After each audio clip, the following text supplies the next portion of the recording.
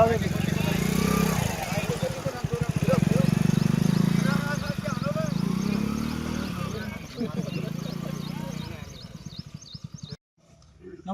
मी विजय शेंडगे बोलतो। आज आपण जे इथं बसलेलो आहोत हा कोणता पांढर रस्ता नसून हा मुख्य रस्ता कळमगाव ते कोळगाव आहे। मुख्य बाजारपेठेपासून 20 किलोमीटर आहे।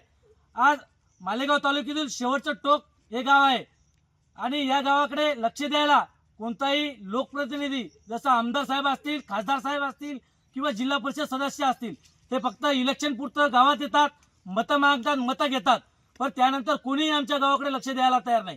आज जर परिस्थिती पाहिली तर शाळेतले मुलं असतील, वयोवृद्ध लोक असतील, आमच्या माता भगिनी असतील, कित्येक डिलिव्हरीचे पेशंट रस्त्याने डिलिव्हरी झाल्या, कित्येक लोक मृत्युमुखी पडले या रस्त्याच्या कारणामुळे। आज जर परिस्थिती बघितली तर पांढर रस्त्यापेक्षाही बेहतर या रस्त्याची अवस्था झालेली आहे। आज आम्ही भारतात राहतो का पाकिस्तानात राहतो हाच प्रश्न आमच्या पुढे आहे। जर सगळ्या सुविधा शहरी भागाला मिळत असतील तर त्याच सुविधा आमच्या गावाला का मिळत नाहीत हा प्रश्न आम्हाला पडलेला आहे।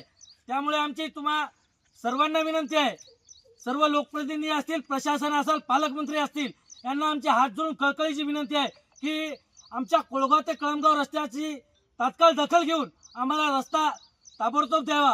कारण आम्ही गेल्या 20 वर्षापासून या रस्त्याची मागणी करत आहोत, परंतु अद्यापही कोणत्याच लोकप्रतिनिधीने आमच्या मागणीची दखल घेतली नाही। आमच्या मागणीला केराची टोपी टाकून ते आमची मागणी बगल साईट करत आहेत।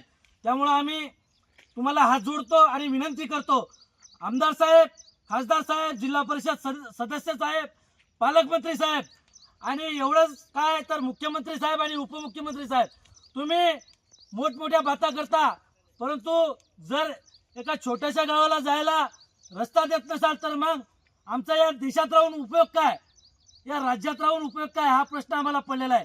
तर आमची तुम्हाला कळकळीची विनंती, आमच्या लहान लहान चिमुकले मुलं आहेत त्यांना शाळेत जायला आज अडचण येते, त्यामुळे तुम्ही तात्काळ आमचा हा रस्ता मंजूर करून आमच्या गावाला न्याय द्यावा, अन्यथा आम्ही इथून पुढे येणाऱ्या इलेक्शनमध्ये सर्व गावकरी मिळून बहिष्कार टाकू। एवढंच बोलतो आणि थांबतो। जय हिंद, जय महाराष्ट्र।